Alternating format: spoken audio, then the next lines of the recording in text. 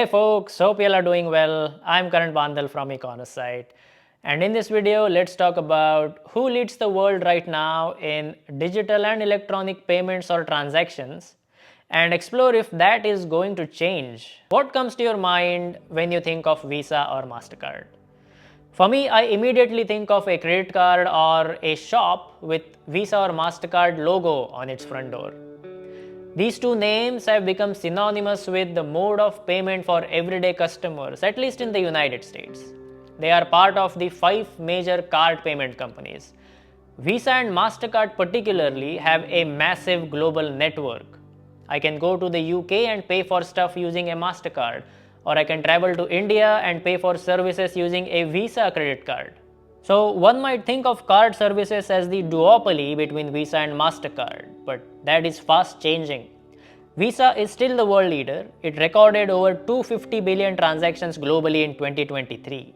MasterCard came in third with over 150 billion global transactions. But here is where the change is coming from. A relatively new entrant, China's UnionPay, which was launched in 2002, has grown rapidly since 2014 and took the second spot.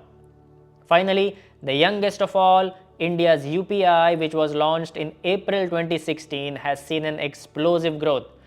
A mere 7-year-old entity has taken the 4th spot, clocking over 100 billion transactions. Visa and MasterCard duopoly are being challenged. Let's talk a little more about the UPI. India's UPI is built on a completely different paradigm than the 1950s tech philosophy of the global card networks. And so, UPI has the capability of processing massive volume of transactions in real time. It has an extensive network of participating banks and fintech companies. UPI has a scalable framework.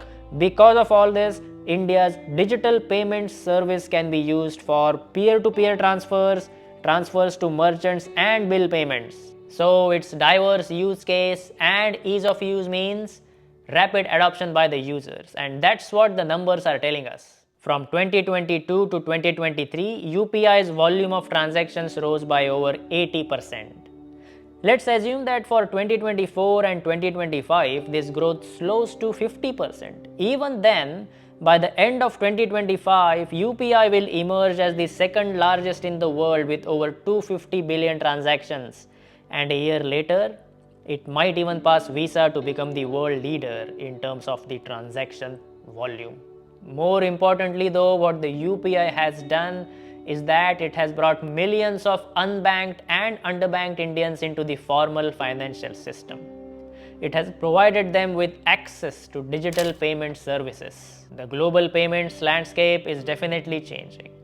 But let's also keep in mind the limitations of the new digital payment services like UPI and UnionPay. China itself is the largest market for UnionPay, and UPI's largest market is its own domestic one, India.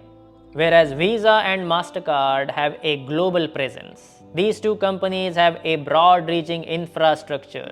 They have essentially built the highways of the payment world and now collect a toll every time there is a transaction. Their global card network, even though built on the tech philosophy of the 1950s, their branding, technology, and business model have stood the test of time. It has enabled hassle-free payment experience for the masses worldwide.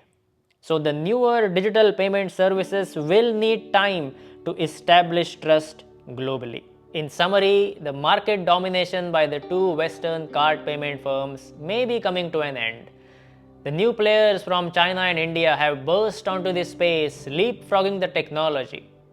But for the new systems like the UPI, to maintain an aggressive growth path in the future, they must ensure privacy and security of the transactions and maintain reliability of the system. I hope you found this analysis interesting. I'll speak with you again next week.